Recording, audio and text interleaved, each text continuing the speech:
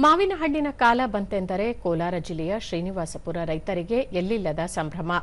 ದೇಶದ ಮಾವಿನ ಹಣ್ಣಿನ ಕಣಜ ಎಂಬ ಹೆಗ್ಗಳಿಕೆಗೆ ಪಾತ್ರವಾಗಿರುವ ಈ ಭಾಗದ ರೈತರು ತಾವು ಬೆಳೆದ ಹಣ್ಣುಗಳನ್ನು ದೇಶ ವಿದೇಶಗಳಿಗೆ ಮಾರಾಟ ಮಾಡುವ ಮೂಲಕ ಉತ್ತಮ ಲಾಭ ಗಳಿಸುತ್ತಿದ್ದಾರೆ. ಈ ಕುರಿತು ಒಂದು ವರದಿ.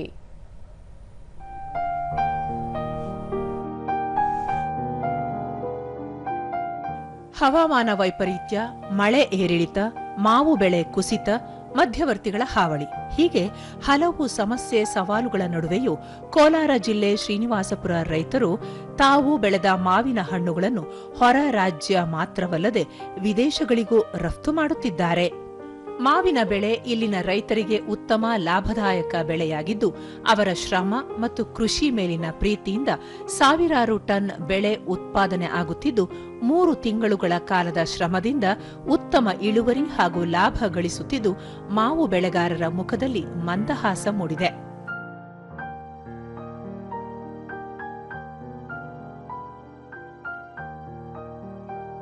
ಸುಮಾರು 1 ಎಕರೆ ಪ್ರದೇಶದಲ್ಲಿ 2 ರಿಂದ 4 ಟನ್ ಮಾವು ಬೆಳೆ ಬೆಳೆಯುತ್ತಿದ್ದು, ಮಲಗೋವಾ, ಬಾದಾಮಿ, ರಸಪುರಿ, ತೋತಾಪುರಿ, ನೀಲಂ, ಮಲ್ಲಿಕಾ, ದಸೇರಿ, ಕೇಸರ್ ಸೇರಿದಂತೆ ವಿವಿಧ ತಳಿಯ ಹಣ್ಣುಗಳನ್ನು ಗ್ರಾಹಕರಿಗೆ ನೀಡುತ್ತಿದ್ದಾರೆ. ವಿಜ್ಞಾನಿಗಳ ಪಾತ್ರವೂ ಪ್ರಮುಖವಾಗಿದ್ದು, ರೈತರಿಗೆ ಉತ್ತಮ ಪ್ರೇರಣೆ ನೀಡುತ್ತಿದ್ದು, ಉತ್ತಮ ಬೆಳೆ ಬೆಳೆಯಲು ಮಾಹಿತಿ ನೀಡಿ ಪ್ರೋತ್ಸಾಹಿಸುತ್ತಿದ್ದಾರೆ. ಬೆಲೆ ಕುಸಿತವಾದಲ್ಲಿ ರಾಜ್ಯ ಮತ್ತು ಕೇಂದ್ರ ಸರ್ಕಾರದ ಬೆಂಬಲವೂ ಸಿಗುವುದು ಮತ್ತೊಂದು ವಿಶೇಷ. ದೂರದರ್ಶನದೊಂದಿಗೆ ತೋಟಗಾರಿಕಾ ವಿಜ್ಞಾನಿ ಪುನೀತ, ಇಲ್ಲಿ ಬೆಳೆಯುವ ಮಾವು ಪ್ರಪಂಚ ಪ್ರಸಿದ್ಧವಾಗಿದ್ದು, ಮಾವು ಬೆಳೆಯಲು ಉತ್ತಮ ಹವಾಮಾನ ಹೊಂದಿರುವ ಪ್ರದೇಶ ಇದಾಗಿದೆ. 1 ಎಕರೆ ಪ್ರದೇಶದಲ್ಲಿ 2 ರಿಂದ 4 ಟನ್ ಇಳುವರಿ ನಿರೀಕ್ಷಿಸಲಾಗಿದೆ ಎಂದರು. ಯಾಕೆ ಇವತ್ತು ಶ್ರೀನಿವಾಸಪುರ ಇಡೀ ಪ್ರಪಂಚದಲ್ಲೇ ಪ್ರಸಿದ್ಧ ನಗರ ಅನ್ನೋದಕ್ಕೆ ಇಲ್ಲಿ ಬೆಳೆಯುವಂತ ಮಾವಿನ ಹಣ್ಣಿನ ರುಚಿ ಹಾಗೂ ಇಲ್ಲಿ ಕೇವಲ ಕಮ್ಮಿ ಹೆಕ್ಟೇರ್ ಪ್ರದೇಶದಲ್ಲಿ ಸುಮಾರು ವೆರೈಟಿಗಳನ್ನ ಬೆಳೀತಿದೆ. More than 65 varieties are growing in this area. ರೈತ ಸೂರ್ಯನಾರಾಯಣ, ಶ್ರೀನಿವಾಸಪುರವನ್ನು ದೇಶದ ಮಾವಿನ ಕಣಜ ಎಂದು ಕರೆಯಲಾಗುತ್ತದೆ. ಮಾವು ಹಂಗಾಮಿನಲ್ಲಿ ಕೋಟ್ಯಂತರ ರೂಪಾಯಿ ವಹಿವಾಟು ನಡೆಯುತ್ತದೆ.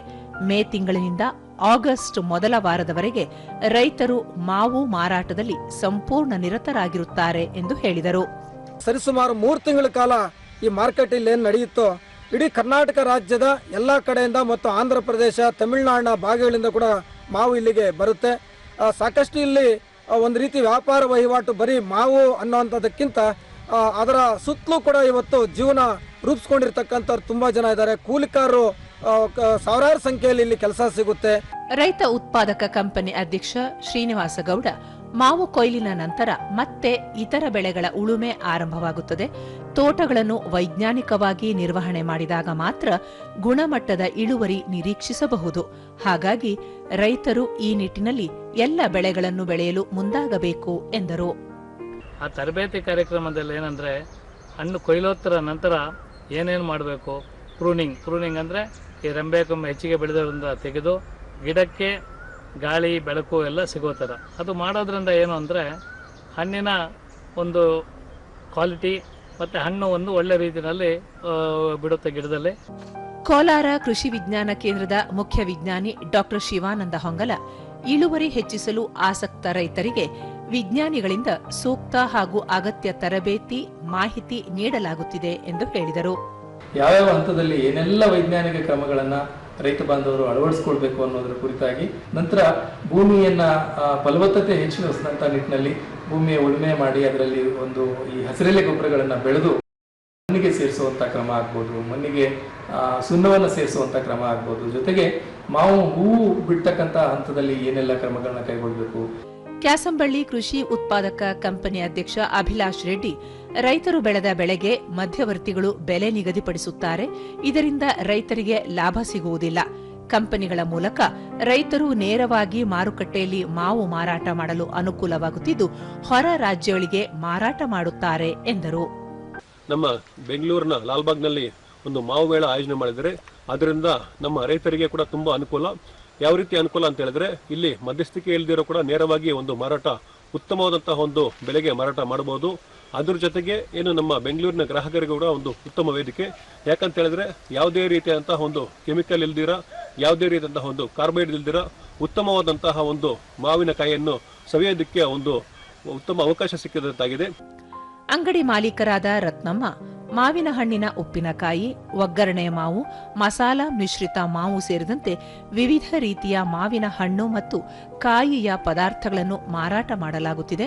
ವರ್ಷ ಪೂರ್ತಿ ಇದೇ ಉದ್ಯಮವಾಗಿದ್ದು ಯಾವುದೇ ರೀತಿಯ ನಷ್ಟವಾಗುತ್ತಿಲ್ಲ ಎಂದು ಸಂತಸ ವ್ಯಕ್ತಪಡಿಸಿದರು. ಮಸಾಲ ಐಟಮ್ಸ್ ಏನಿರುತ್ತೆ, ಮೆಂತ್ಯ ಪೌಡರು, ಜೀರಿಗೆ ಮತ್ತು ಎಣ್ಣೆ ಇವೆಲ್ಲ ಹಾಕ್ಬಿಟ್ಟು ನಾವು ಒಗ್ಗರಣೆ ಮಾಡಿಬಿಟ್ಟು ಮತ್ತೆ ಡೈಲಿ ಪ್ಯಾಕಿಂಗ್ ಮಾಡ್ಕೊತೀವಿ. ತದನಂತರ ಬರೀ ಮ್ಯಾಂಗೋ ಪಿಕ್ಕಲ್ಲೇ ಅಲ್ಲದೆ ಅದರಲ್ಲಿ ವಿಶೇಷವಾಗಿ ಮ್ಯಾಂಗೋ ಪಲ್ಪ್ ಆಗಿರ್ಬೋದು, ಸ್ಕ್ವಾಶ್ ಆಗಿರ್ಬೋದು, ಅದರ ಜೊತೆಗೆ ನಾವು ಅಷ್ಟು ಮ್ಯಾಂಗೋ ಕ್ಯಾಂಡಿ ಮಾಡ್ಕೊತೀವಿ. ಐಕ್ಯೂಎಫ್ ಘಟಕದ ವ್ಯವಸ್ಥಾಪಕ ಮುನಿರಾಜು ಜಿಲ್ಲೆಯಲ್ಲಿನ ಸಂಸ್ಕರಣಾ ಘಟಕಗಳ ಮೂಲಕ ಮಾವಿನ ಪದಾರ್ಥಗಳು, ಉತ್ಪನ್ನಗಳನ್ನು ಹೊರ ರಾಜ್ಯ ವಿದೇಶಗಳಿಗೆ ಮಾರಾಟ ಮಾಡಲಾಗುವುದು. ಎಲ್ಲೆಡೆ ಹೆಚ್ಚಿನ ಬೇಡಿಕೆ ಇದ್ದು ವರ್ಷಗಟ್ಟಲೆ ಸಂಸ್ಕರಣೆ ಮಾಡಬಹುದು ಎಂದು ಹೇಳಿದರು.